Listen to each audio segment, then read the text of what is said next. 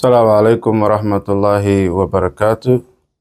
الحمد لله على كل حال، ونعوذ بالله من حال أهل النار، وأنعم على عبده محمد وعلى آله وصحبه وسلم. سبحانك لا علم لنا إلا ما علمتنا إنك أنت العليم الحكيم. رب اشرح لي صدري ويسر لي أمري واحلل عقدة من لساني يفقه قولي. آمين. السلام عليكم ورحمة الله وبركاته. ولا ليال ما أنت ميجي إلى سيدنا نفتح نفتح ولا لا إنا يسحسسنو الدنيا ما يبوا إلهي من إنشانا أنتهان إننا نكانتهامو وايو نين أنتهان نمقولي سداو نين ديواتن كديننا مركا دافتو هي أتفايدة دي مكاسو وايو مركا إناغا سانتري هاد هيليغا هتكونون وحيلو ميبوا حيلو أنتهان مادام أنتهان وقتك سجير لكن هاد هيليغا نكوهما يكونون رسول صلى الله عليه وسلم نشاقي وبقول ينتهي سنة كهرة نشاقي وحيل ما جرى ده مركا أو دباتو فربضن ودتك مسلمين تسامي ياسو أنا كمت وحي حلال أهاي هاران أهاي وقت ما اللي روغي على شلبيه كرادن مركا دبات كستو أن دنيا دك سمرتو ما يبوا أنتها إلهيك وأنتها موي وين لنباهين أكسبرتو haddii oo awlaadka ka dhibooyaan ama reerka ka dhibooyaan ama dhibaato kasta dhibaatada habad lansi tiri karayna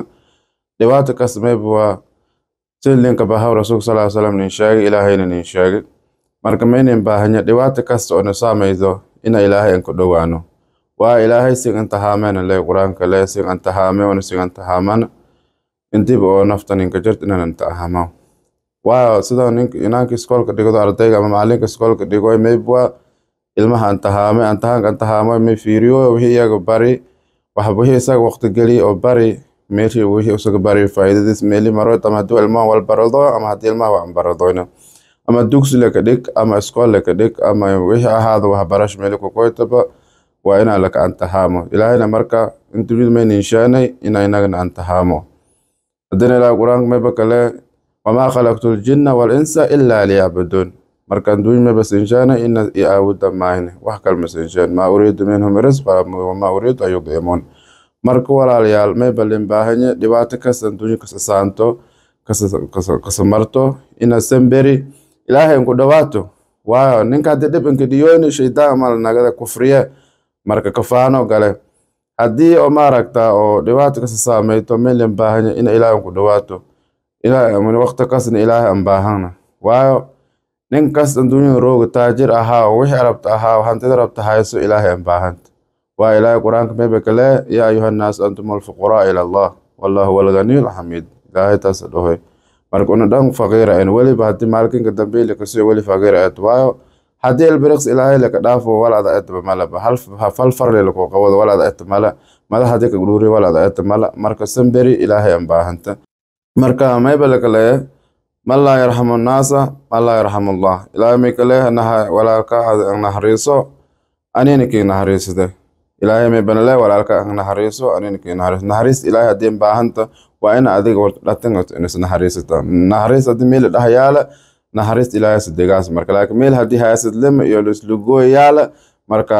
musdeegaas nahariis ilaahay marka meel raawsan berina khayraadka shaqayto رسول صلى الله عليه وسلم يقول بلغني ولو آية ومدها تحل آية بعد إنك تدرسيها نين كاست مسلم إيا مسؤولة كأت إنا يساق أو وحي وساق كساو أو ولا الشدان إنا تدرسيو وما يبوها دوسون ما يبقى ناقداسة صدق بقى ناقداسة حلالك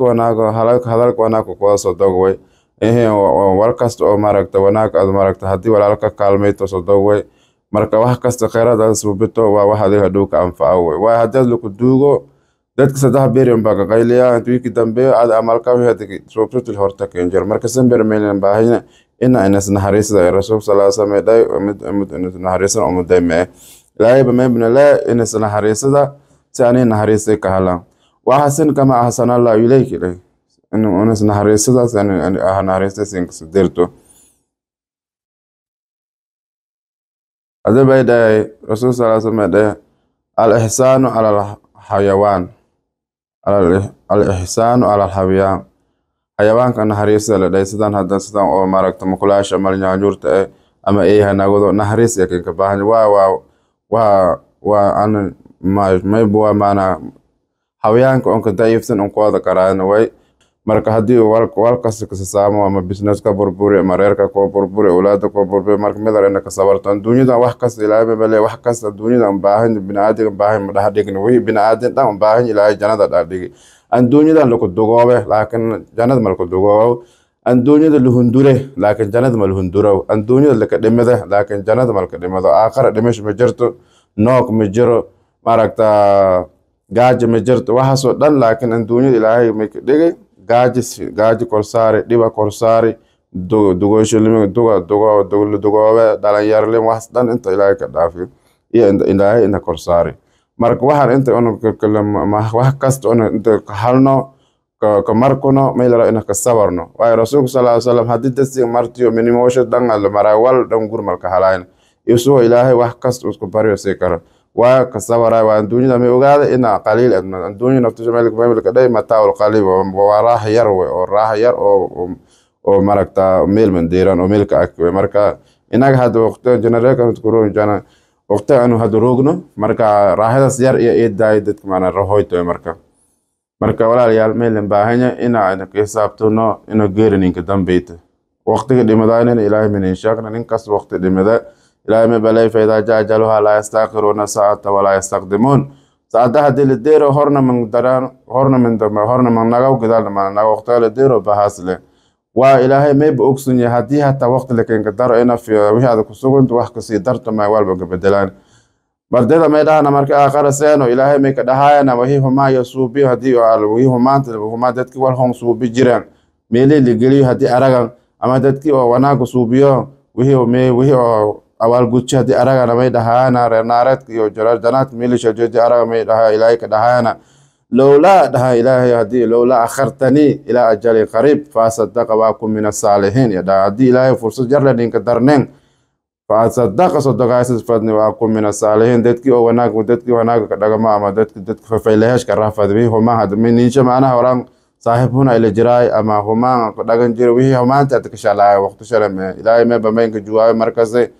ولا يؤخر الله نفسا إذا جاء أجلها والله خبير بما تعملون هذه قف نف هذه وقت شيء اللي ديرو وهي عمل سوبته للسيا ما نورك هذه كذا لدجيانا ملا مرك وقتها سي ووقت سنغت ملا مرك ميلن باين حتى نولة إنك فائدة ستو وعاف ماذا إلهي كسي هذا قان لهذا إلهي كسي أقلي كسي هذه أو ماركتا أو قان قوين ولي تكود كارت هذا ميلن لكن سالات كوريبا ماسي هذا لكن كروان هذه مجنون جنول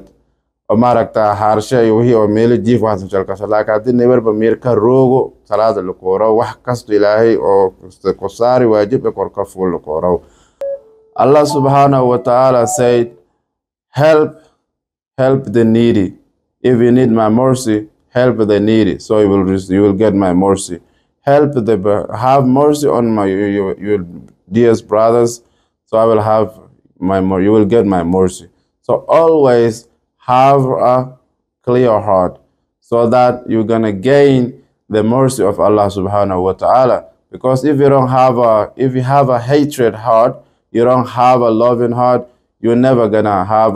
the mercy of Allah. You're always going to suffer in this life, and after life, you're just going to have a severe consequences. So it's better for you always to have a open heart